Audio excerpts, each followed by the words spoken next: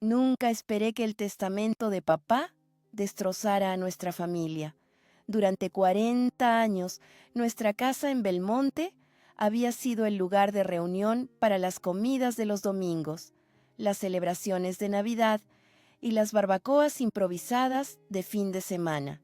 La vieja casa victoriana en la calle del Arce, con su porche que la rodeaba y sus suelos de madera que crujían, guardaba cada recuerdo valioso de mi infancia. Pero cuando papá falleció el octubre pasado, sin dejar nada más que la casa y una modesta cuenta de ahorros, algo horrible despertó en mi hermano mayor, Javier. La lectura del testamento tuvo lugar una lluviosa tarde de martes. El agua corría por las ventanas del despacho del señor Pérez, mientras nos sentábamos en sillas de cuero que habían visto días mejores. El viejo abogado se ajustó las gafas, carraspeó y comenzó a leer con esa voz monótona que hacía que todo sonara como un informe del tiempo.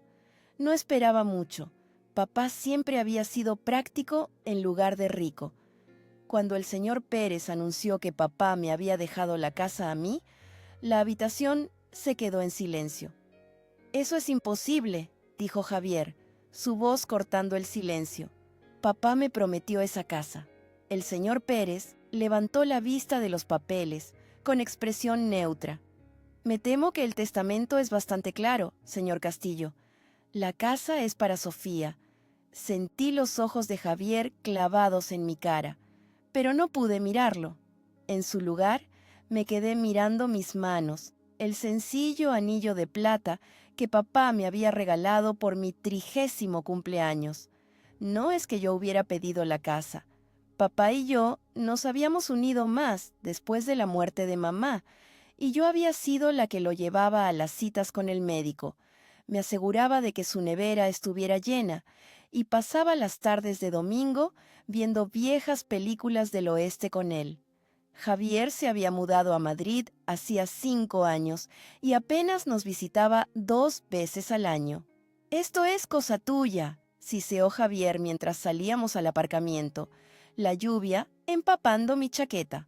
«Lo pusiste en mi contra. Javier, yo no... ahórratelo». Abrió de un tirón la puerta de su coche. «Siempre fuiste su favorita, incluso cuando éramos niños». Eso no era verdad. De pequeños, Javier había sido el chico de oro, capitán del equipo de fútbol americano, estudiante de sobresaliente, el primero de nuestra familia en ir a la universidad. Yo solo era la hija tranquila, que prefería los libros a los deportes y sufría en las clases de matemáticas. Papá había estado orgulloso de Javier. Presumía de él ante cualquiera que quisiera escuchar. No fue hasta más tarde, cuando mamá enfermó, y Javier estaba demasiado ocupado con su carrera para ayudar, que las cosas cambiaron. Las semanas que siguieron a la lectura del testamento estuvieron llenas de tensas llamadas telefónicas y mensajes de texto acusadores. Javier contrató a un abogado para impugnar el testamento, alegando que yo había ejercido una influencia indebida sobre papá en sus últimos años. Su esposa, Melissa, a quien una vez consideré una amiga, empezó a publicar comentarios ambiguos en las redes sociales sobre familiares codiciosos y abuso de mayores. Las palabras dolieron más de lo que quería admitir. Mi cuñada Laura, la esposa de Javier, me llamó una noche mientras yo estaba ordenando la ropa de papá. «Sofía», dijo, con una voz más suave de lo que esperaba, «Javier está furioso. Está convencido de que manipulaste a tu padre. Eso es ridículo», dije, agarrando una de las camisas de franela de papá. Todavía olía a su colonia. «Papá tomó sus propias decisiones. Nunca le pedí la casa». «Lo sé», suspiró Laura, «pero Javier siempre ha sentido que que tu padre te favorecía». Me reí con amargura. ¿Estamos hablando del mismo padre?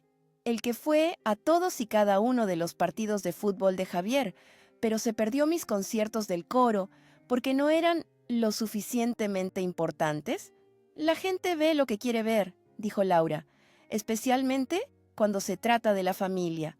La casa se sentía más vacía después de esa conversación. Caminé por las habitaciones, pasando los dedos por los muebles familiares, la mesa del comedor donde nos habíamos reunido para innumerables comidas, el sillón donde papá se quedaba dormido viendo la tele, la estantería llena de la colección de novelas de misterio de mamá. Esta casa no era solo una propiedad, era la manifestación física de nuestra historia familiar. Mi mejor amiga, Clara, trató de apoyarme. Deberías vender la casa y repartir el dinero con él, sugirió mientras tomábamos un café en la pastelería de Belmonte. ¿Vale la pena perder a tu hermano por esto? No es por el dinero, intenté explicar. Papá quería que yo tuviera la casa. Si cedo a las exigencias de Javier, es como si dijera que sus últimos deseos no importan. Lo que no podía articular era el miedo más profundo, que vender la casa significaba borrar la última conexión tangible con mis padres. Cada rincón de ese lugar guardaba ecos de ellos. La risa de mamá en la cocina, los pasos pesados de papá en las escaleras. ¿Cómo podía ponerle precio a eso? La situación se agravó cuando Javier apareció sin avisar un sábado por la mañana. Abrí la puerta y lo encontré de pie en el porche, con el rostro contraído por la ira. «Quiero coger mis cosas», dijo, apartándome para entrar en el pasillo. Lo seguí escaleras arriba hasta su antiguo dormitorio, que había permanecido prácticamente intacto desde que se fue a la universidad. «Javier, tenemos que hablar de esto racionalmente». Abrió de un tirón los cajones de la cómoda, metiendo camisetas viejas y trofeos del instituto en una bolsa de lona. «No hay nada de qué hablar. Jugaste a ser la hija abnegada para conseguir lo que querías. ¡Felicidades!». «Eso no es justo», dije, mi voz subiendo de tono a pesar de mis esfuerzos por mantener la calma. «Cuidé de papá porque necesitaba ayuda, no porque quisiera algo de él». Javier se detuvo, con una foto enmarcada de nuestra familia en sus manos. Era de un viaje de acampada cuando yo tenía 12 años y él 16, todos sonriendo junto a un lago en los picos de Europa. «¿Sabes lo que no es justo?», dijo, su voz de repente tranquila. «Trabajar como un burro toda tu vida para enorgullecer a alguien, solo para descubrir que al final no sirvió de nada». Por un momento, vislumbré el dolor detrás de su ira. El niño pequeño que se había esforzado tanto por ser perfecto, por estar a la altura de las expectativas de papá. Y me di cuenta de que esta pelea no era realmente por la casa. Era por toda una vida de desprecios percibidos y necesidades no satisfechas, de comparaciones y competiciones que ninguno de los dos había pedido. Me senté en el borde de la cama. «Javier, papá estaba orgulloso de ti. Hablaba de ti todo el tiempo. No lo suficiente como para dejarme algo que importara». Cerró la cremallera de la bolsa con más fuerza de la necesaria. Mientras se dirigía a la puerta, lo llamé. «¿Y si la compartimos?». Se detuvo sin darse la vuelta. «¿Qué?». «La casa. ¿Y si la mantenemos en la familia? Podrías usarla cuando vengas de visita con los niños. Y quizá podríamos encontrar una manera de...». «No quiero tu caridad, Sofía». Me miró de reojo, con una expresión indescifrable. «Quiero lo que es mío por derecho». Después de que se fue, me senté en el columpio del porche, viendo a los niños del vecindario montar en bicicleta por la calle. La señora Domínguez de al lado me saludó mientras recogía su correo, y yo le devolví el saludo automáticamente. La vida seguía a mi alrededor, mientras mi familia se desmoronaba. Esa noche, encontré una caja en el armario de papá que no había visto antes. Dentro había cartas, docenas de ellas, todas de Javier. Abarcaban años, desde sus días en la universidad hasta solo meses antes de que papá muriera. Me senté en el suelo y las leí una por una, las lágrimas nublando mi visión. Estaban llenas de noticias sobre su trabajo, sus hijos, la vida cotidiana en Madrid. Y entre ellas había borradores de las respuestas de papá, llenos de un orgullo y un amor que aparentemente le costaba expresar en persona. Entonces quedó claro que aquello por lo que Javier y yo estábamos luchando iba mucho más allá de una propiedad. Estábamos luchando por versiones de nuestro padre que ninguno de los dos conocía del todo. La fiesta del 70º cumpleaños de la tía Marta no era el lugar ideal para un enfrentamiento familiar, pero para los Castillo, el momento nunca había sido nuestro fuerte. El centro cívico del centro de Belmonte estaba decorado con globos plateados y serpentinas de papel crepé. Un DJ ponía éxitos de los 70, mientras parientes de 3 provincias distintas se mezclaban alrededor de la ponchera.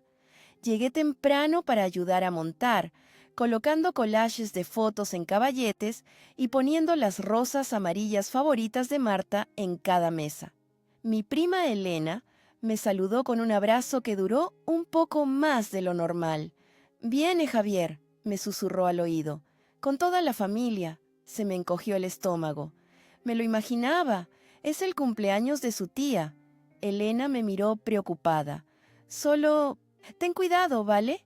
Le ha estado diciendo a todo el que le quiere escuchar que manipulaste a tu padre», asentí, tratando de ignorar el dolor que florecía en mi pecho.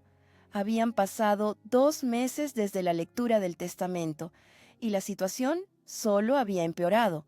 El abogado de Javier había presentado los papeles para impugnar el testamento, obligándome a contratar a mi propio abogado. Los honorarios legales ya estaban mermando mis ahorros. «No te preocupes por mí», le dije a Elena, forzando una sonrisa. «No voy a montar una escena en la fiesta de la tía Marta». Pero a medida que los invitados comenzaron a llegar y la sala se llenó con el bullicio de la conversación, me sentí cada vez más nerviosa. Mi tío Pedro me dio una palmada en el hombro, preguntándome cómo lo llevaba con todo este asunto de la casa. La prima de mi madre, Débora, quería saber si era verdad que Javier me iba a llevar a los tribunales. Incluso la tía Marta, la cumpleañera, me llevó a un lado para decirme que estaba desconsolada por lo que está pasando entre vosotros, chicos. Estaba rellenando mi vaso de plástico con ponche aguado cuando los vi. Javier, Laura y sus 2 hijos, Ana y Miguel, entrando por la puerta. Javier parecía más delgado que la última vez que lo vi, las líneas alrededor de su boca más pronunciadas. Laura guió a los niños hacia la mesa de la comida, mientras él recorría la sala con la mirada, que finalmente se posó en mí. Por un momento, ninguno de los dos se movió. Luego, con evidente reticencia, se acercó. «Sofía», dijo secamente. «Javier, busqué algo neutral que decir. Los niños han crecido. Es lo que hacen los niños». Miró alrededor de la sala. «Vaya concurrencia». «¿Sí? La tía Marta es popular». Nos quedamos en un silencio incómodo. Años de historia compartida, reducidos de repente a cumplidos superficiales. Pensé en las cartas que había encontrado en el armario de papá. Me pregunté si debería mencionarlas, pero antes de que pudiera decidir, nuestro primo Rubén apareció con su nueva novia. «Vaya, los hermanos Castillo juntos de nuevo», dijo, claramente inconsciente de la tensión. Le estaba contando a Vanessa sobre esos viajes de acampada que solíamos hacer al lago de Sanabria. ¿Recuerdas ese verano que Javier pescó ese lucio enorme y Sofía se cayó de la canoa? La expresión de Javier se suavizó ligeramente. «Papá estaba tan orgulloso de ese pez, lo mandó disecar. Todavía está en la pared del estudio», dije en voz baja. Su rostro se endureció de nuevo. «Bueno, ahora es tu pared, ¿no?» La sonrisa de Rubén vaciló al sentir la tensión. «¿Eh? Creo que veo a mi madre haciéndonos señas. Nos vemos luego». Mientras se retiraban, Javier se acercó un paso más. «Mi abogado me llamó ayer. Parece que te niegas a la mediación». «No me niego a nada», dije manteniendo la voz baja. «Simplemente no veo el sentido de pagar a mediadores cuando podríamos hablar directamente». «¿Hablar?». Soltó una risa sin humor. ¿Cómo hablaste con papá para que cambiara su testamento? Yo nunca... Me detuve, respirando hondo. Este no es el lugar, Javier. Entonces, ¿cuándo es el lugar? No devuelves mis llamadas. Me has bloqueado en Facebook. Hasta la hermana de mamá se ha puesto de tu parte. No le estoy pidiendo a nadie que tome partido, dije con la frustración creciendo. Y no fui yo quien contrató a un abogado primero. Al otro lado de la sala, la tía Marta estaba abriendo regalos, rodeada por un círculo de parientes admiradores. Alguien había bajado la música, y sus exclamaciones de alegría llegaban hasta donde estábamos. ¿Sabes lo que me dijo papá la última vez que lo visité? Dijo Javier, su voz bajando a casi un susurro. Dijo que estaba decepcionado de que no viniera a casa más a menudo. Dijo que tú siempre estabas ahí cuando necesitaba ayuda. Parpadeé, sorprendida por la repentina vulnerabilidad. Estaba orgulloso de ti, Javier, de todo lo que has conseguido. Entonces, ¿por qué te lo dejó todo a ti? El dolor en su voz era crudo, sin disimulo. Antes de que pudiera responder, Laura apareció a su lado, con la mano apoyada protectoramente en su brazo. ¿Todo bien por aquí? Javier se enderezó, la máscara de indiferencia volviendo a su sitio. Bien, solo poniéndome al día con mi hermana. La mirada de Laura se movió entre nosotros. Ana te está buscando. Quiere enseñarte el baile que aprendió en su clase de ballet. Cuando Javier se dio la vuelta para irse, le toqué la manga. Javier, espera. Hay algo que deberías saber. Pero él se apartó, reuniéndose con su familia sin mirar atrás. Vi cómo levantaba a su hija en brazos, sus pequeñas manos gesticulando con entusiasmo, mientras le contaba algo que lo hizo sonreír. Era una sonrisa genuina, del tipo que no había visto dirigida a mí en meses. La voz de la tía Marta interrumpió mis pensamientos. «Discurso. Quiero un discurso de toda mi gente favorita». Varios parientes se turnaron para compartir historias y buenos deseos. El tío Pedro contó una anécdota interminable sobre la juventud rebelde de Marta. La primera Elena recitó un poema que había escrito. Cuando llegó mi turno, me puse de pie torpemente ante la familia reunida, muy consciente de que Javier me observaba desde el fondo de la sala. La tía Marta siempre ha sido la pacificadora de nuestra familia, comencé, mi voz más temblorosa de lo que pretendía. Cuando mamá y papá discutían, era Marta quien les ayudaba a encontrar un terreno común. Cuando cualquiera de nosotros, los primos, nos peleábamos por juguetes o programas de televisión, era Marta quien nos recordaba que la familia importa más que tener razón. Hice una pausa, cruzando la mirada con Javier al otro lado de la sala. Creo que a todos nos vendría bien un poco más de la sabiduría de la tía Marta en estos días. Un murmullo de acuerdo recorrió a la multitud. La tía Marta se secó los ojos con una servilleta y alguien comenzó a aplaudir. Al retroceder, noté que Javier se escabullía por la puerta lateral. Lo seguí hasta el aparcamiento, donde estaba apoyado en su coche, mirando el cielo que se oscurecía. ¿Me has seguido hasta aquí para darme un sermón sobre la armonía familiar?, preguntó sin darse la vuelta. ¿No? Me detuve a unos metros de distancia. Quería hablarte de las cartas. Eso captó su atención. ¿Qué cartas? Las que le escribiste a papá. Las encontré en su armario, junto con los borradores de sus respuestas. Me abracé para protegerme del frío de la noche. Guardó todas y cada una de ellas, Javier, desde tu primer semestre en la universidad hasta las navidades pasadas. La expresión de Javier cambió de la sospecha a algo más complejo. Nunca envió la mayoría de esas respuestas. Lo sé, creo que no sabía cómo decir lo que sentía, pero estaba tan orgulloso de ti.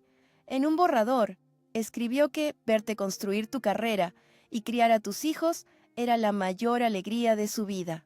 Javier se dio la vuelta, pero no antes de que viera el brillo de las lágrimas en sus ojos. Entonces, ¿por qué te dejó la casa a ti? Respiré hondo. He pensado mucho en eso. no creo que fuera por favoritismos. Creo que fue porque tú has construido tu propia vida, tu propio hogar. No necesitabas la casa como él pensaba que yo podría necesitarla. Durante un largo momento, Javier guardó silencio. Luego dijo, la quería para los niños, para que tuvieran un lugar donde conectar con sus raíces, saber dónde creció su padre. Ahora lo entiendo, dije, y creo que hay una manera de que funcione. Antes de que pudiera responder, la puerta del centro cívico se abrió, derramando luz y música en el aparcamiento. Laura estaba en la entrada, su silueta enmarcada por el resplandor dorado del interior. «Están cortando la tarta», llamó. «Ana os está buscando a los dos». Javier dudó, luego asintió. «Ya vamos». Mientras Laura desaparecía de nuevo en el interior, se volvió hacia mí. «Esto no significa que vaya a retirar la demanda. No esperaba que lo hicieras», dije, «pero quizá podríamos hablar. Hablar de verdad, sin abogados ni el resto de la familia opinando». Lo consideró, luego extendió la mano. «Por la tía Marta». Tomé su mano, sintiendo los callos familiares en su palma. «Por la tía Marta». Volvimos a entrar juntos en la fiesta, no exactamente reconciliados, pero quizá un paso más cerca de entendernos. La tía Marta sonrió radiante cuando nos vio acercarnos uno al lado del otro, como si su deseo de cumpleaños ya se hubiera hecho realidad. «Aquí están mi sobrina y mi sobrino favoritos», declaró, atrayéndonos a ambos a un abrazo que olía a perfume floral y a tarta de cumpleaños. Por encima de su hombro, capté la mirada interrogante de Laura y le hice un pequeño gesto de asentimiento. No estaba arreglado, pero tampoco era desesperado. Mientras nos reuníamos alrededor de la tarta, con sus 70 velas ardiendo en la habitación a media luz, me di cuenta de que la curación requeriría más que una conversación en un aparcamiento. El daño era profundo en ambos lados, pero de pie allí, cantando el «Cumpleaños feliz» junto a la familia que nos había formado a ambos, sentí algo que no había sentido en meses. Posibilidad. Fue Laura quien me llamó primero. 3 semanas después de la fiesta de cumpleaños de la tía Marta, mi teléfono se iluminó con su nombre, mientras yo corregía trabajos en la mesa de mi cocina. Por un momento me quedé mirándolo, preguntándome si Javier la habría incitado. «¿Sofía? ¿Estás ahí?» Su voz sonaba diferente por teléfono, más vacilante que la cuñada segura de sí misma a la que estaba acostumbrada. «Estoy aquí», dije, apartando la pila de redacciones de quinto de primaria. «¿Está todo bien? ¿Los niños?» «Todos están bien», dijo rápidamente. «En realidad, llamo por Javier y por la casa». Me tensé, preparándome para más acusaciones o amenazas legales. ¿Qué pasa con eso? No lo admitirá, pero todo esto lo está destrozando por dentro. Hizo una pausa. «Anoche lo encontré mirando viejos álbumes de fotos a las 3 de la mañana, los de cuando erais niños. No supe qué decir a eso. La imagen de mi hermano, el práctico e insensible Javier, sentado solo con fotos familiares en medio de la noche, era difícil de reconciliar con el hombre enfadado que me había estado llamando codiciosa durante meses. «Los honorarios del abogado se están acumulando», continuó Laura, «y, para ser sincera, no creo que esto sea ya por la casa. No de verdad». «Lo sé», dije pensando en las cartas en el armario de papá. «He estado intentando decírselo. Es un testarudo, siempre lo ha sido». Había cariño en su voz a pesar de la frustración. «Pero creo que tengo una idea. ¿Estarías dispuesta a reunirte conmigo?» «Solo conmigo, no con Javier. Todavía no». Así fue como me encontré sentada frente a Laura en la cafetería central el sábado siguiente, viéndola remover la nata en su café con movimientos precisos. El bullicio de la hora del almuerzo nos rodeaba. el sonido de los platos y cubiertos creando un colchón de ruido blanco que hacía que nuestra conversación pareciera privada, a pesar del entorno público.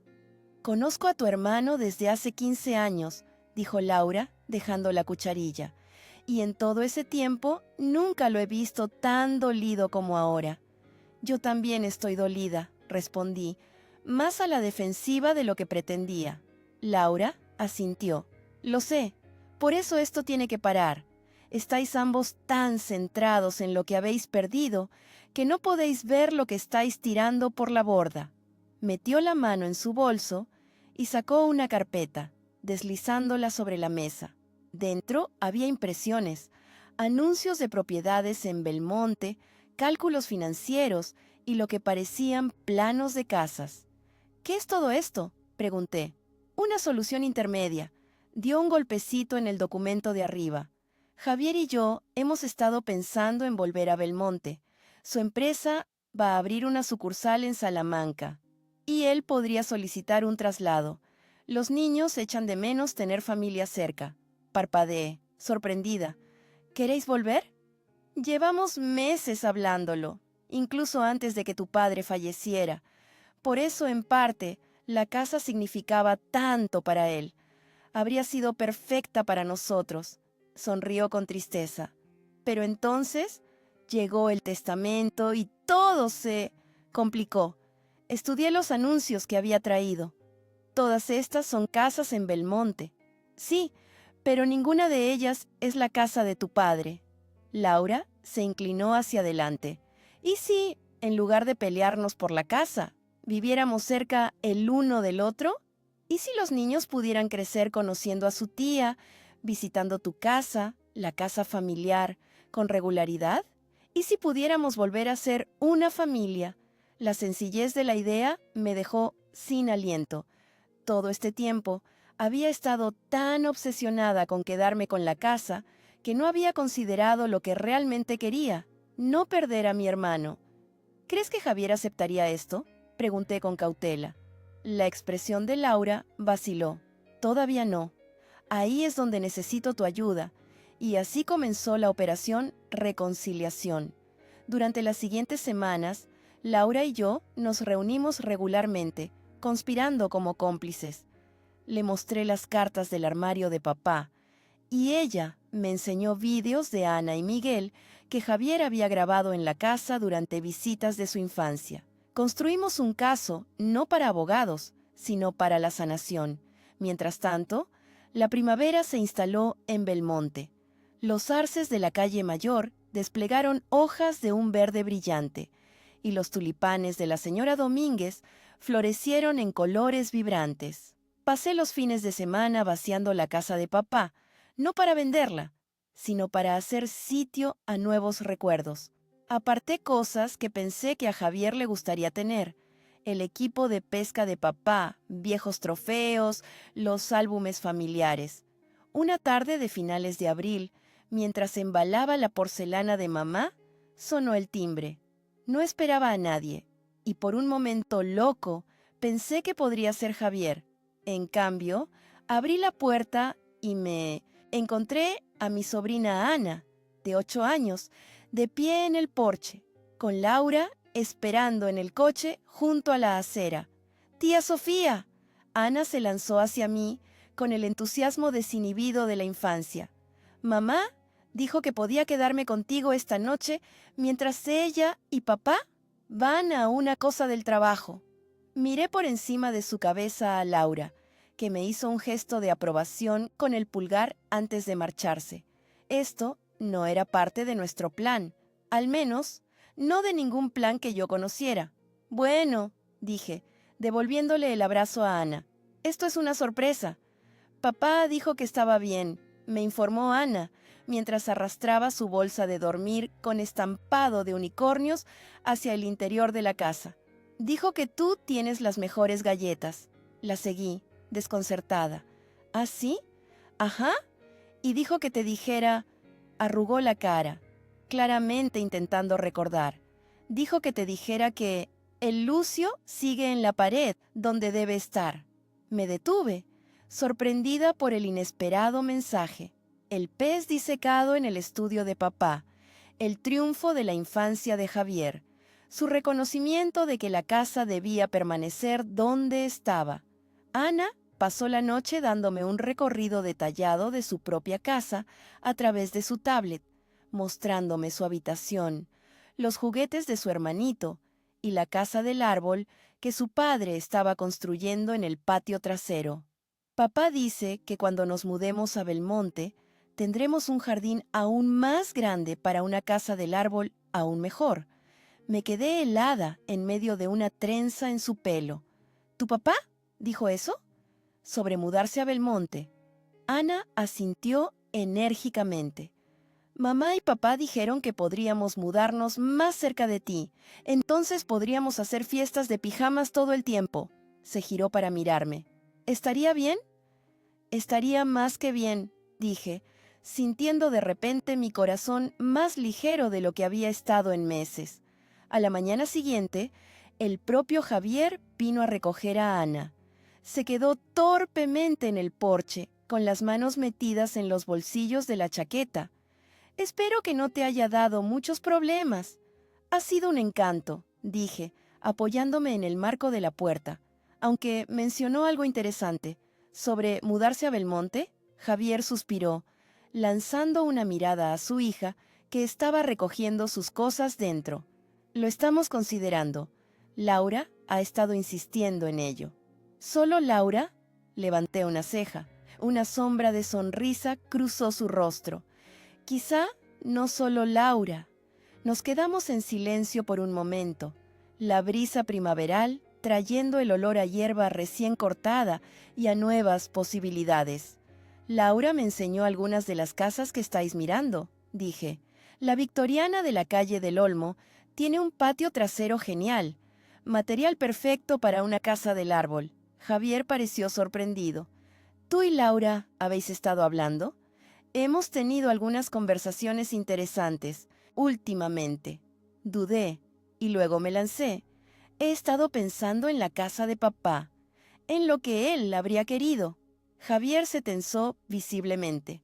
Sofía, no quiero discutir más sobre esto. Bien, porque no te estoy ofreciendo una pelea.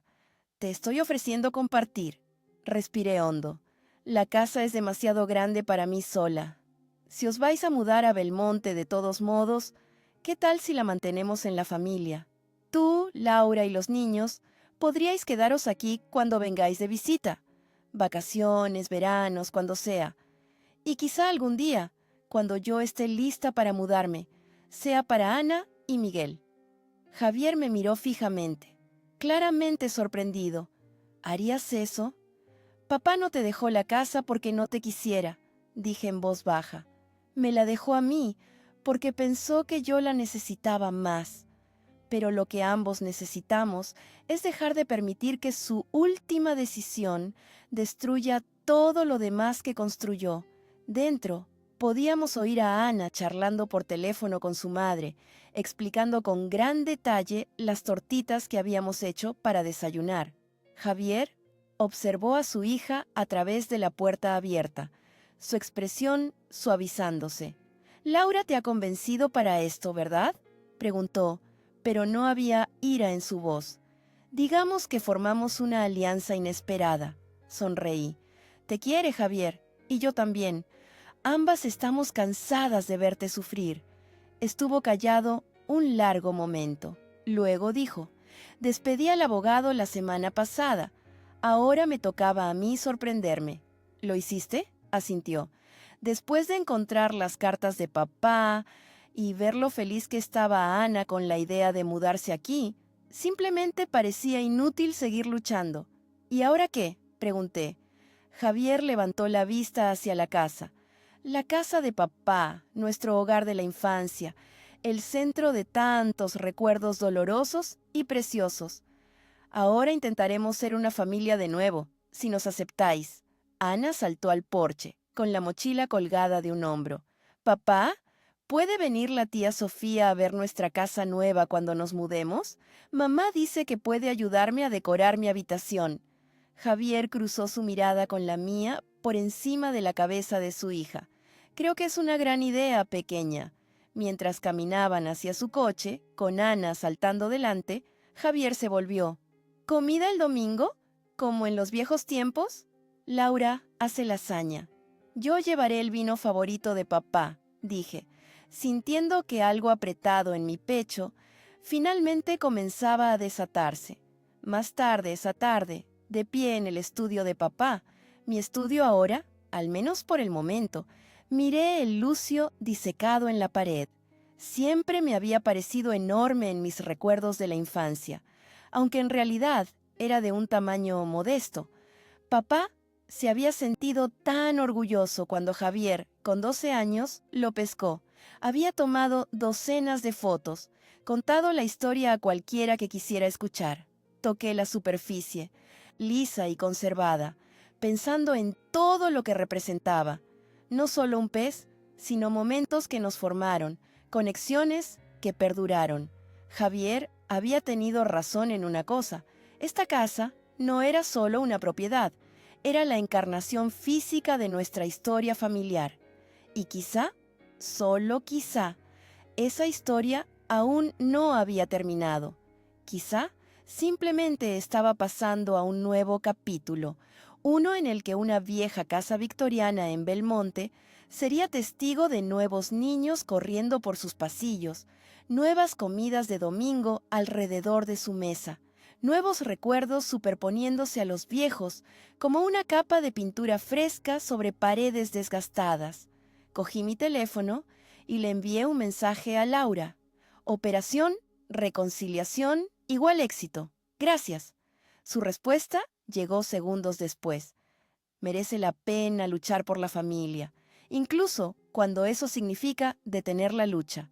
El verano llegó a Belmonte con fuerza, trayendo una humedad pegajosa y tormentas de tarde que retumbaban por el valle como tambores. Para julio, Javier y Laura habían cerrado la compra de la casa victoriana en la calle del Olmo, una preciosa casa de 3 plantas a solo 10 minutos a pie de la casa de papá. Me encontré pasando los fines de semana ayudándoles a pintar dormitorios y montar muebles, cayendo en un ritmo fácil con mi hermano que no había sentido en años. Este tono de azul es totalmente incorrecto para la habitación de un niño, se quejó Javier un sábado, mirando la pared a medio pintar de la habitación de Miguel. El sudor humedecía su camiseta y una mancha de pintura decoraba su frente donde se había secado el sudor. «Es perfecto», repliqué, aplicando más pintura en mi rodillo. Además, es el que eligió Miguel. Tiene 4 años. Ayer quería que su habitación estuviera pintada como un dinosaurio, lo cual habría sido increíble, bromeé, pero Laura se negó. Javier se rió, un sonido genuino que todavía me sorprendía cada vez que lo oía. Desde nuestra reconciliación en abril, habíamos estado reconstruyendo cautelosamente nuestra relación. Algunos días eran más fáciles que otros. A veces caíamos en viejos patrones, él hacía un comentario hiriente, o yo me ponía a la defensiva por nada, pero ambos lo estábamos intentando. Eso contaba algo. ¿Te he dicho que encontré las viejas herramientas de carpintería de papá en el garaje? Pregunté, cambiando de tema. Pensé que quizá las querrías para esa casa del árbol que le prometiste a Ana. Javier se detuvo, con la brocha suspendida sobre la bandeja de pintura. ¿Segura? Sé lo que sientes por guardar sus cosas. Algunas cosas están hechas para ser usadas, no para guardarlas. Sumergí mi rodillo en la pintura. A papá le habría gustado saber que sus nietos jugaban en una casa del árbol construida con sus herramientas. Desde la planta baja, oímos abrirse la puerta principal, seguida de la voz de Laura llamándonos. Ella y los 5 niños habían ido a por helado, mientras Javier y yo nos encargábamos de la pintura. Ahora, Ana subía las escaleras con estrépito, sus zapatillas dejando huellas de barro en la alfombra recién instalada. «¡Papá! ¡Tía Sofía! Os hemos traído helado, pero se está derritiendo, así que tenéis que venir rápido». Javier me miró, luego a la pared a medio terminar. ¿Pausa para el helado? Absolutamente, acepté, dejando mi rodillo. Mientras bajábamos, Ana deslizó su pequeña mano en la mía, tirando de mí. Mamá me dejó ponerme virutas de colores y sirope de chocolate caliente, me informó seriamente, porque es un día especial. ¿Ah, sí?, pregunté, mirando a Javier. Se encogió de hombros, igualmente confundido. En la cocina, Laura estaba deshaciendo la compra, con una expresión sospechosamente satisfecha. Miguel estaba sentado en la mesa de la cocina, con la cara manchada de helado de chocolate, mientras pataleaba contra las patas de la silla. «Tengo noticias», anunció Laura, dándonos a cada uno un cucurucho de helado ligeramente derretido. Grandes noticias, de hecho. Javier levantó una ceja. Del tipo que merece doble topping, aparentemente. Han llamado del Colegio Público de Belmonte. Me han ofrecido el puesto de profesora de música. Casi se me cae el helado. ¡Laura! ¡Eso es fantástico! Laura había sido profesora de música en Madrid antes de que naciera Miguel, pero había dejado su carrera en pausa durante sus primeros años. Mudarse a Belmonte había sido en parte para encontrar un lugar donde pudiera equilibrar la familia y el trabajo de nuevo. «Y hay más», continuó, con los ojos brillantes de emoción. «¿Recordáis a la señora Valdés, vuestra antigua profesora de música?» Tanto Javier como yo asentimos. La señora Valdés había sido una institución en Belmonte, enseñando a generaciones de niños a apreciar a Mozart y a soportar las clases de flauta dulce. «Se jubila después de 40 años», dijo Laura, «y me recomendó específicamente para el puesto, después de que nos conociéramos en el evento, para recaudar fondos del colegio el mes pasado». Javier rodeó a su mujer con los brazos, levantándola del suelo en un abrazo de celebración. «Estoy muy orgulloso de ti». Al verlos, sentí una punzada de algo, no exactamente celos, sino una melancolía por ese tipo de compañerismo. Mi propio matrimonio había terminado hacía 3 años, una unión breve y poco meditada, que se había desvanecido antes de empezar de verdad. David había querido aventura y espontaneidad. Yo había querido raíces y estabilidad. Ambos reconocimos nuestro error antes de que el daño fuera demasiado grande. «Deberíamos celebrarlo como es debido», sugerí. «¿Cenamos en casa Lucio?», invito yo. «En realidad, estaba pensando en otra cosa», dijo Laura, intercambiando una mirada con Javier, que no supe interpretar del todo. «¿Y si hacemos una fiesta de inauguración? Invitar a toda la familia, a algunos de nuestros nuevos vecinos, hacer oficial que estamos aquí para quedarnos». «Suena genial», dije, aunque noté que Javier parecía de repente absorto en limpiar el helado de la cara de Miguel. La sonrisa de Laura se ensanchó. «¿Y si la hacemos en tu casa en lugar de en la nuestra? Ya que todavía estamos hasta el cuello de cajas de mudanza y vapores de pintura». Parpadeé. «¿Quieres hacer tu fiesta de inauguración en mi casa?» «La casa de papá», corrigió Javier en voz baja. «La casa familiar». Y de repente entendí lo que realmente estaban pidiendo. No solo un lugar, sino un gesto, un símbolo de que la casa que había causado tanto conflicto ahora podía ser un lugar de celebración y unión. «Por supuesto», dije, con un nudo inesperado en la garganta. A papá le habría encantado. Las 2 semanas siguientes pasaron en un torbellino de preparativos. Me dediqué en cuerpo y alma a preparar la casa, despejando las últimas cajas que había estado empaquetando, arreglando el jardín que había sido el orgullo de papá. Javier venía la mayoría de las noches, después del trabajo, para ayudar, arreglando el escalón del porche que se tambaleaba y que papá había tenido la intención de reparar durante años, repintando las contraventanas de un fresco azul marino. Trabajábamos principalmente en un silencio cómplice, pero a veces, entre tareas, nos encontrábamos compartiendo recuerdos. La Navidad que papá le regaló a mamá, ese horrible pez cantante que ella fingió adorar, la vez que Javier se rompió el brazo al caer del manzano del patio trasero, el verano que decidí cavar una piscina y solo conseguí un hoyo fangoso que papá rellenó amablemente sin un solo "te lo dije". La noche antes de la fiesta, mientras estábamos sentados en los escalones del porche bebiendo cerveza, después de un largo día de preparativos, Javier dijo: «He estado pensando en cambiar de bufete». Lo miré sorprendido. El bufete de Salamanca había sido un factor importante en su mudanza a Belmonte.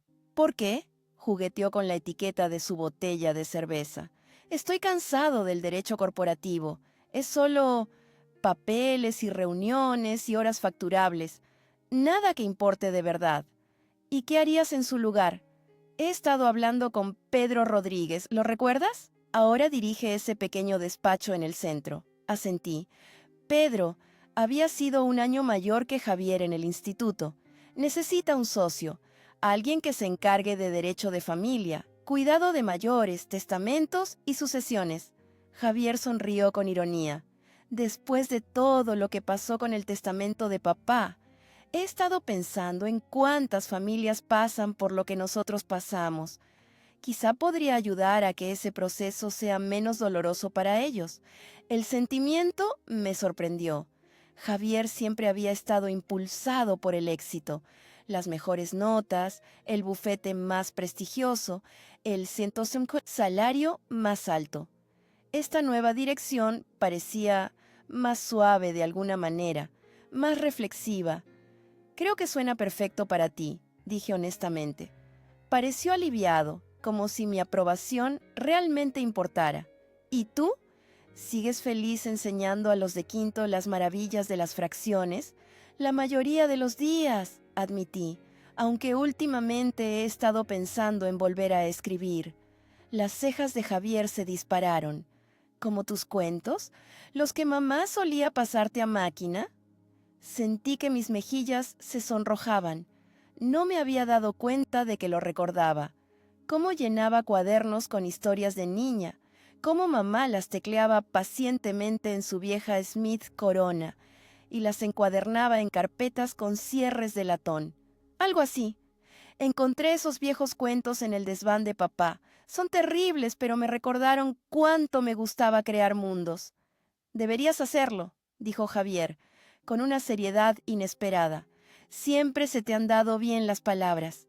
Nos quedamos en silencio por un momento, las cigarras de la tarde creando una banda sonora para nuestros pensamientos.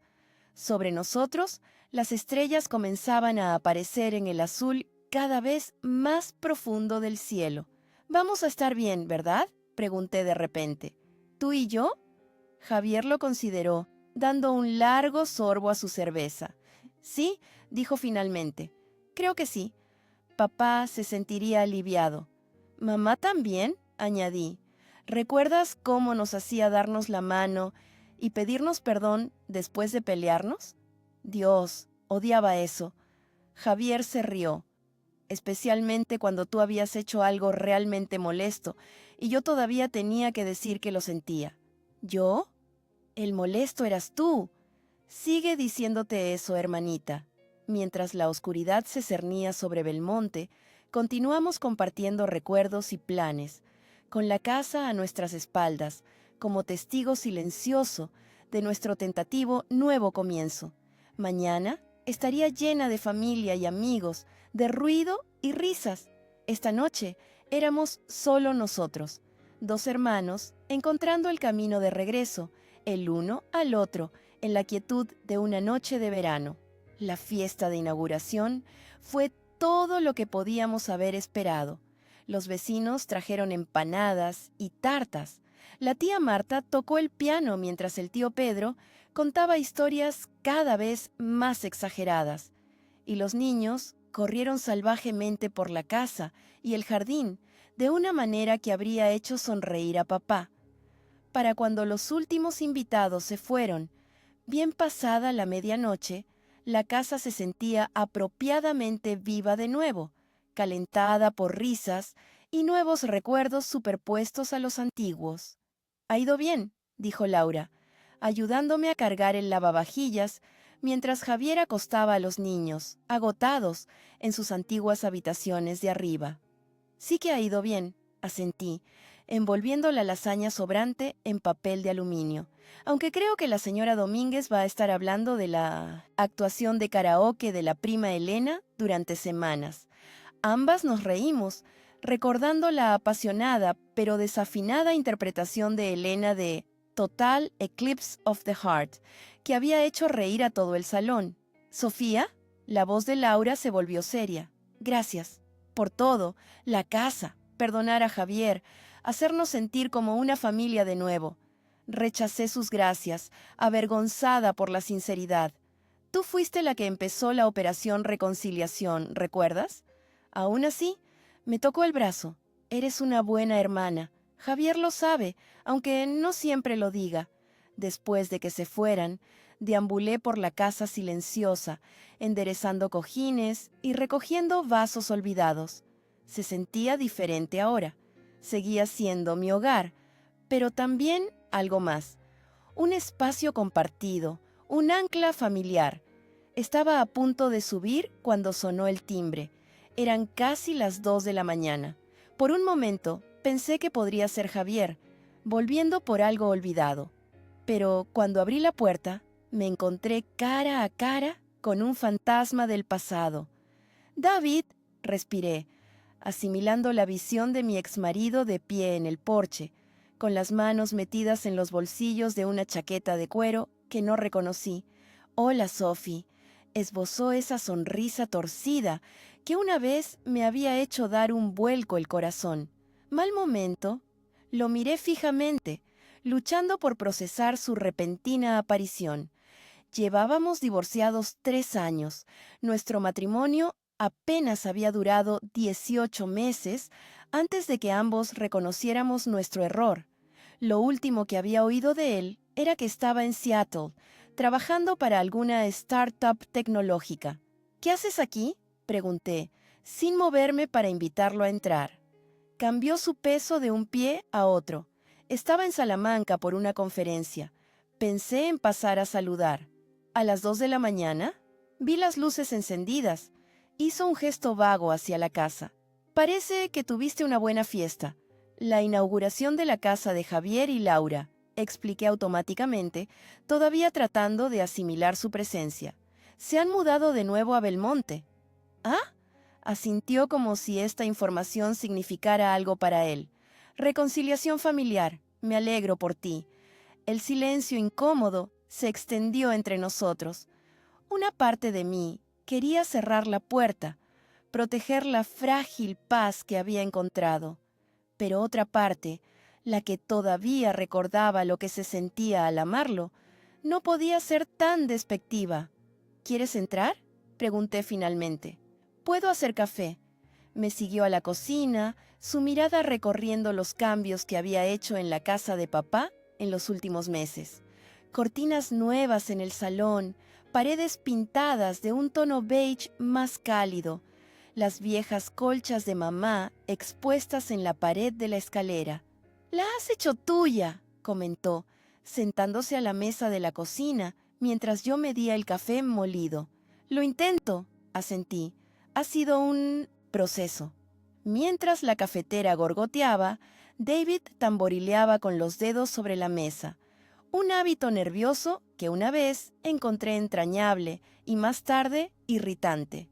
«He estado pensando en ti, Sofía. Mucho, en realidad».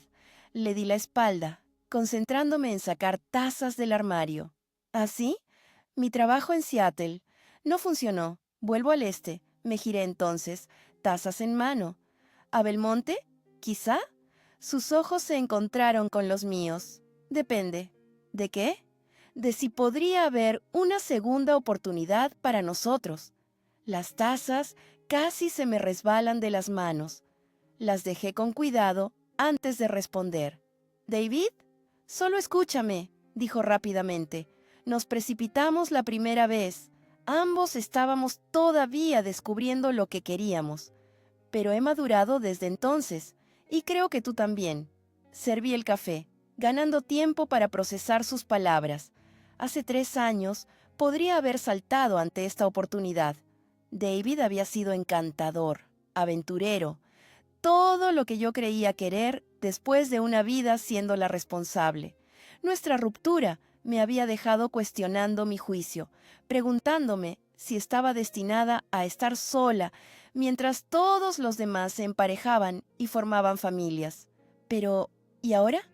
No soy la misma persona que era cuando estábamos juntos, dije con cuidado, deslizándole una taza. Eso es bueno, insistió. Ambos hemos crecido, y el momento es mejor ahora. Tu padre, sé lo complicada que era esa relación para ti, y ahora con tu hermano, de vuelta en tu vida. ¿Cómo sabes lo de Javier?, pregunté bruscamente. David pareció avergonzado. Me encontré con Elena cuando llegué al pueblo. Me puso al día del drama familiar. Por supuesto que lo había hecho. Elena nunca podía resistirse a compartir un cotilleo, especialmente con alguien a quien una vez describió como injustamente guapo para un ser humano normal. David, aprecio que hayas venido hasta aquí, pero... Solo piénsalo, interrumpió. Es todo lo que pido. Piensa en lo que podríamos ser ahora, no en lo que fuimos entonces. Después de que se fue, con promesas de llamar al día siguiente, me senté sola en la cocina, con la mente a toda velocidad. El momento de su regreso me pareció significativo, como si el universo me estuviera poniendo a prueba justo cuando las cosas finalmente estaban encajando. Parte de mí se preguntaba si esta era una oportunidad de felicidad que no debería descartar tan rápidamente. Otra parte se sentía recelosa, recordando las diferencias fundamentales que nos habían separado antes. Todavía estaba dándole vueltas a la reaparición de David a la mañana siguiente, cuando Javier pasó con Ana para nuestro viaje planeado al mercadillo de Belmonte. «Tienes una cara terrible», observó sin rodeos mientras los dejaba entrar. «¿Limpiando hasta tarde?» «Algo así», murmuré, no preparada para compartir el regreso de David. «Dejadme coger el bolso y nos vamos». Pero Javier me conocía demasiado bien. «¿Qué pasa?», preguntó, enviando a Ana a ver dibujos animados al salón. «Y no digas nada. Tienes la misma cara que cuando papá te pilló entrando a hurtadillas después de la hora de llegada en el último año de instituto», suspiré, cediendo. «David apareció anoche, de la nada». La expresión de Javier se ensombreció.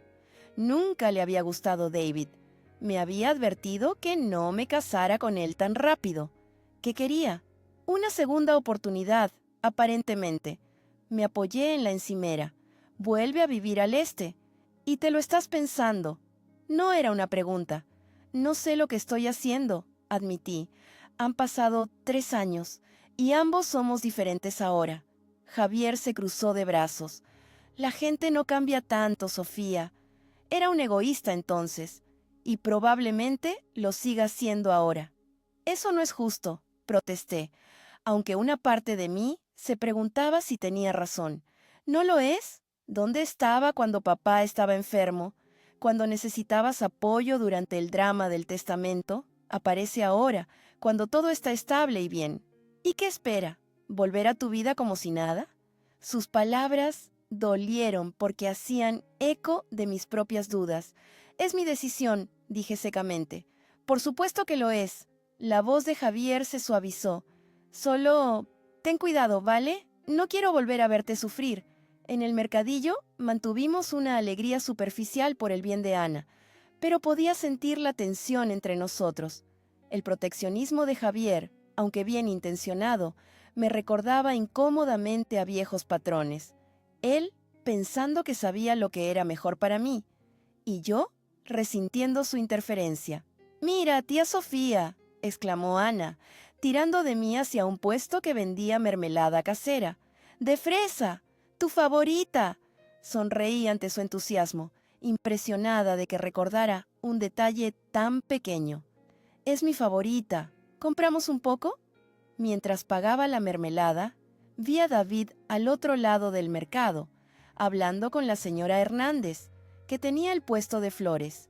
Me vio, me saludó con la mano y empezó a caminar hacia nosotros. Javier notó mi expresión y siguió mi mirada. «Increíble», murmuró. «De repente está en todas partes». «Pórtate bien», susurré mientras David se acercaba. «Sofía», me saludó David con un beso en la mejilla. Luego asintió a Javier. «Javier, me alegro de verte». «Ojalá pudiera decir lo mismo», respondió Javier fríamente.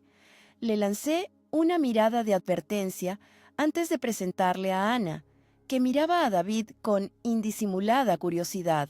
«¿Eres el novio de la tía Sofía?», preguntó sin rodeos. David se rió. «Lo fui. Espero que quizá vuelva a serlo». La mandíbula de Javier se tensó visiblemente. «Ana, ¿por qué no vas a elegir unas manzanas para la tarta de mamá?». Le dio un billete de 5 euros y la vio corretear hacia el puesto de fruta, antes de volverse hacia David. Una declaración bastante atrevida para hacerla delante de su familia. «No oculto mis intenciones», dijo David con facilidad. «Quiero otra oportunidad con Sofía. Creo que esta vez podríamos hacer que funcione. Después de abandonarla, después de decidir que tu carrera era más importante que tu matrimonio». «Javier», siseé, mortificada por su franqueza. La sonrisa de David no vaciló. «Cometí errores, lo asumo. Pero la gente puede cambiar, ¿no, Javier? He oído que tú mismo has tenido una gran transformación últimamente». La insinuación de que la reconciliación de Javier conmigo era de alguna manera equivalente a la repentina reaparición de David quedó flotando en el aire entre ellos. Antes de que Javier pudiera responder, Ana regresó, con los brazos llenos de manzanas. «He cogido las mejores», anunció con orgullo. Roto el momento, David se excusó y se fue, no sin antes quedar para cenar conmigo esa noche. Mientras lo veíamos alejarse, Javier suspiró profundamente. «No me fío de él», dijo en voz baja, para que Ana no lo oyera. «Nunca te has fiado de él», señalé. «Y tenía razón entonces, ¿no?». No respondí, porque ya no estaba segura de cuál era la verdad. David me había hecho daño, sí, pero la gente cambiaba. Javier lo había hecho. Yo lo había hecho.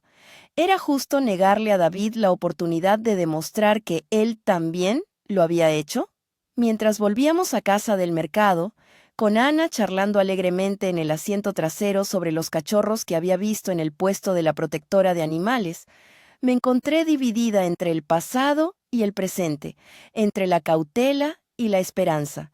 La simple claridad que había sentido apenas ayer sobre la casa, sobre mi relación con Javier, sobre mi camino a seguir, ahora parecía enturbiada por el regreso de David. Y no podía quitarme la sensación de que cualquier decisión que tomara tendría repercusiones en el frágil nuevo equilibrio que todos nos habíamos esforzado tanto en crear. La cena con David fue como entrar en un universo paralelo, uno donde los últimos 3 años habían sido simplemente una pausa, no un final. Me llevó a La Trattoria, el mismo restaurante italiano donde tuvimos nuestra primera cita. La encargada nos recordó, comentando lo agradable que era vernos juntos de nuevo, y David sonrió radiante, como si sus palabras validaran todo lo que había estado diciendo. «¿Ves?», dijo, después de que nos sentáramos en una mesa de esquina, con una vela parpadeando entre nosotros. «Hay cosas que están destinadas a ser». Bebí un sorbo de vino, estudiándolo por encima del borde de mi copa. Se le veía bien, el pelo oscuro un poco más largo de lo que solía llevarlo, algunas arrugas más alrededor de los ojos, pero esencialmente el mismo David que me había conquistado hacía 4 años. «Nunca me contaste por qué no funcionó lo de Seattle», dije, desviando la conversación de nosotros hacia un terreno más seguro. Su sonrisa se atenuó ligeramente. «Diferencias creativas con la dirección. Es decir, que querían que siguiera su visión rígida, y yo tenía mejores ideas». Se encogió de hombros, cogiendo la cesta del pan. «Ellos se lo pierden. Fue una respuesta tan típica de David que casi me reí. En su mundo, los contratiempos siempre eran culpa de otros, nunca el resultado de sus propias elecciones o limitaciones. ¿Y tú?, preguntó. ¿Sigues dando clase en el colegio de Belmonte? Asentí. Quinto de primaria, igual que cuando te fuiste. ¿Y eso sigue siendo gratificante para ti? Ahí estaba, esa sutil nota de condescendencia que siempre había minado nuestra relación, como si mis elecciones fueran de alguna manera menos válidas, menos ambiciosas que las suyas. Mucho, dije firmemente. Adoro a mis alumnos, y he empezado a escribir de nuevo. Sus cejas se alzaron. ¿Escribir? ¿Como esos cuentos de los que solías hablar? Sí, libros infantiles, de hecho. He estado trabajando en una serie sobre una niña que descubre una puerta a otro mundo en la biblioteca de su colegio. Eso suena. Hizo una pausa, buscando claramente la respuesta correcta. Mono. Me mordí la lengua para no replicar, recordándome que estaba aquí para darle una oportunidad, para ver si había algo que valiera la pena salvar. Es importante para mí, dije en su lugar. Es algo que he querido hacer durante mucho tiempo. El resto de la cena transcurrió de forma bastante agradable. David habló de sus planes. Un posible trabajo en una empresa de marketing en Salamanca. Un apartamento que estaba considerando en una de las nuevas urbanizaciones a las afueras de Belmonte. Me encontré asintiendo, preguntándome dónde, o sí, encajaba yo en esta visión de su futuro. «Vente a mi hotel», sugirió mientras terminábamos el tiramisú. «A tomar la última copa. Tenemos mucho más de qué hablar». Dudé, sabiendo exactamente a qué llevaría la última copa. Parte de mí estaba tentada. Había pasado mucho tiempo desde que sentí ese tipo de conexión con alguien, pero algo me detuvo. «No puedo esta noche», dije. «Tengo que corregir trabajos para mañana». La decepción cruzó su rostro, rápidamente reemplazada por la comprensión. «Siempre la responsable», bromeó. «¿Qué tal mañana, entonces? Cocinaré para ti en tu casa». «¿Cocinarás?» No pude ocultar mi escepticismo. El David que yo conocía consideraba que calentar sobras en el microondas era cocinar. Se rió. «He aprendido algunas cosas en 3 años, Sofía. Déjame que te lo demuestre». Y así acepté, ignorando la voz de advertencia en mi cabeza, que sonaba sospechosamente como la de Javier. Al día siguiente, se me hizo eterno en el colegio.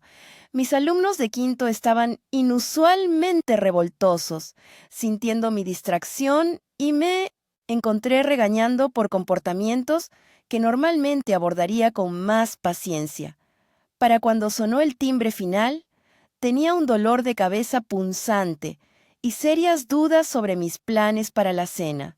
Estaba recogiendo mis cosas cuando Laura apareció en la puerta de mi clase. «Hola», dije, sorprendida de verla. «¿Qué te trae al lado de primaria?» El aula de música de Laura estaba en el edificio del instituto, al otro lado del patio. «Javier me ha contado lo de David», dijo sin preámbulos. «Pensé que quizá necesitarías hablar». Me dejé caer de nuevo en mi silla. «¿Qué te ha dicho Javier exactamente?» «Que tu ex ha vuelto y está intentando meterse de nuevo en tu vida». Se sentó en el borde de un pupitre de estudiante. «Y que parece que te lo estás pensando». «He quedado a cenar con él», admití. «Eso es todo». Laura me estudió, con expresión preocupada, pero no crítica. «¿Puedo preguntarte algo? ¿Y prometes que no te lo tomarás a mal?» Asentí con cautela. «¿Qué es lo que quieres, Sofía? No lo que crees que deberías querer, o lo que haría feliz a otras personas. ¿Qué es lo que tú quieres?» La pregunta me pilló por sorpresa. «No lo sé», dije honestamente. Parte de mí piensa que estaría loca si no considerara al menos intentarlo de nuevo con David. Tuvimos buenos momentos juntos. Y no es que los hombres hagan cola en mi puerta. Laura frunció el ceño. «Esa es una razón terrible para volver con alguien». «Lo sé», suspiré, frotándome las sienes. «Pero, ¿Y si esta es mi última oportunidad? Tengo 36 años, Laura. La mayoría de mis amigas están casadas y con hijos. Hasta mis alumnos de quinto me preguntan por qué no tengo marido. ¿Así que se trata de no estar sola? ¿De cumplir con las expectativas? Dicho así, sonaba patético. No, quizá, no lo sé. Laura se movió para sentarse en la silla junto a la mía.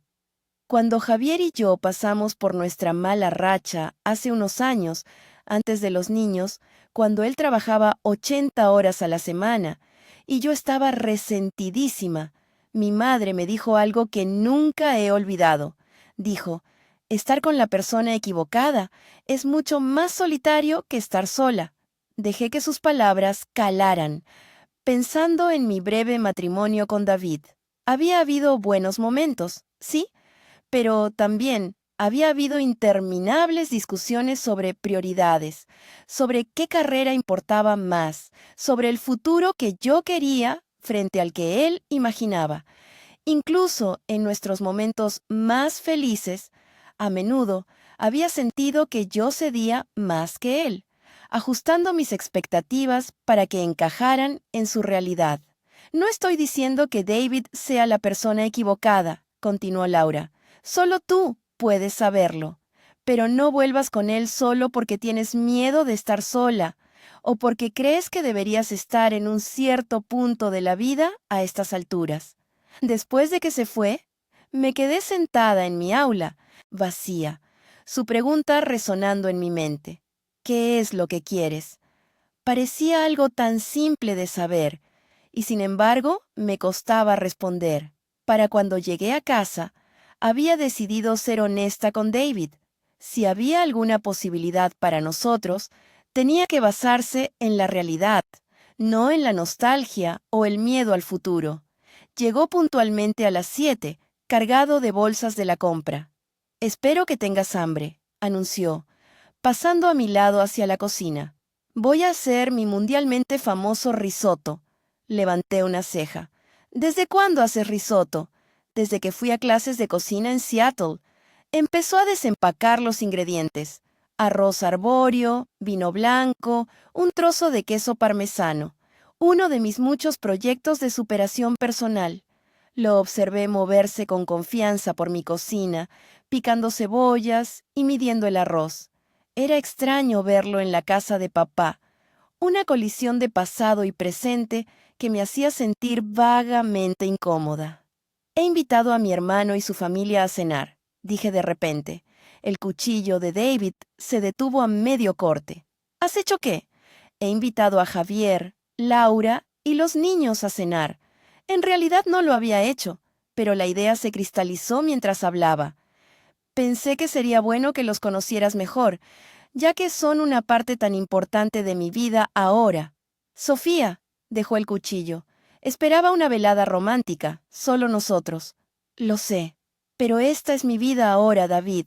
Cenas familiares, tardes de domingo con Ana y Miguel, planificar las vacaciones juntos. Si de verdad quieres otra oportunidad conmigo, a eso te estás apuntando. Me estudió durante un largo momento. Has cambiado, dijo finalmente. Sí, asentí, he cambiado. Esto es una prueba, para ver si me llevo bien con tu hermano. No, me apoyé en la encimera. Soy yo siendo honesta sobre quién soy ahora y qué me importa. David reanudó el corte, sus movimientos más agresivos que antes. Bien, llámalos. Cuantos más, mejor. Me deslicé al salón y marqué rápidamente el número de Javier, explicando la situación en un susurro apresurado. Para su crédito, no dijo, te lo dije, ni cuestionó mi cordura. Simplemente dijo que estarían allí en 30 minutos. Lo que siguió fue posiblemente la cena más incómoda en la historia de Belmonte. David, hay que reconocerlo, se esforzó. Halagó el nuevo trabajo de Laura. Preguntó a Javier por su despacho de abogados. Incluso entretuvo a Miguel con caras graciosas.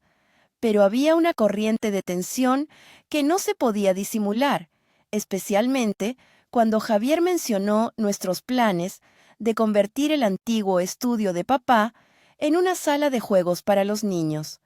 Realmente te estás tomando en serio todo esto del hogar familiar compartido, ¿no? Observó David, rellenando su copa de vino por tercera vez. Nos funciona, dije a la ligera. ¿Y qué pasará cuando quieras empezar tu propia familia? Presionó.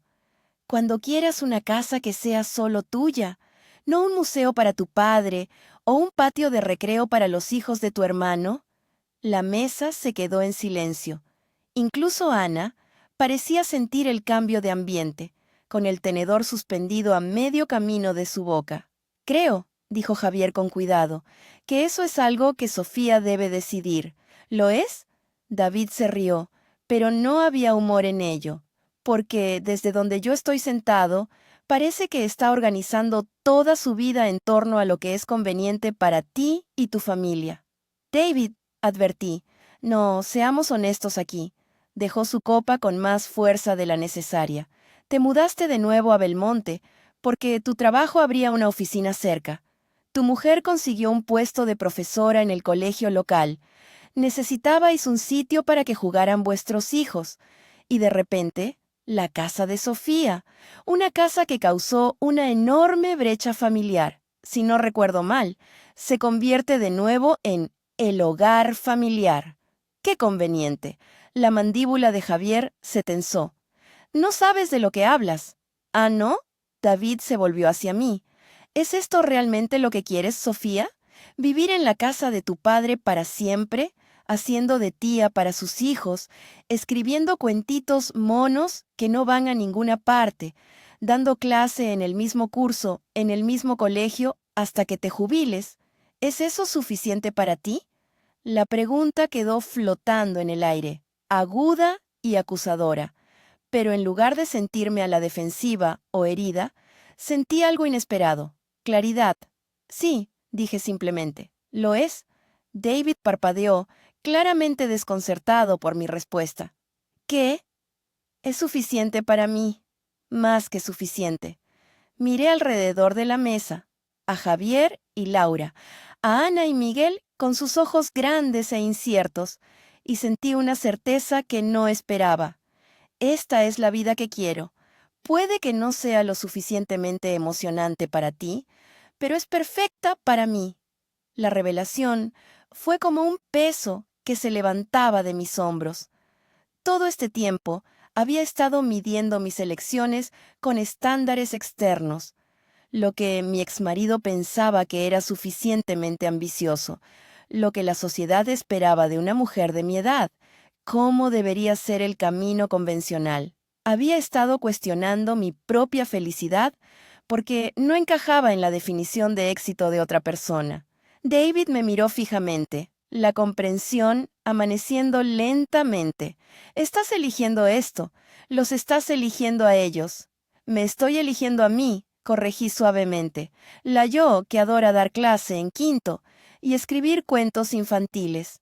La yo que quiere cenas familiares y tardes de domingo con mi sobrina y mi sobrino.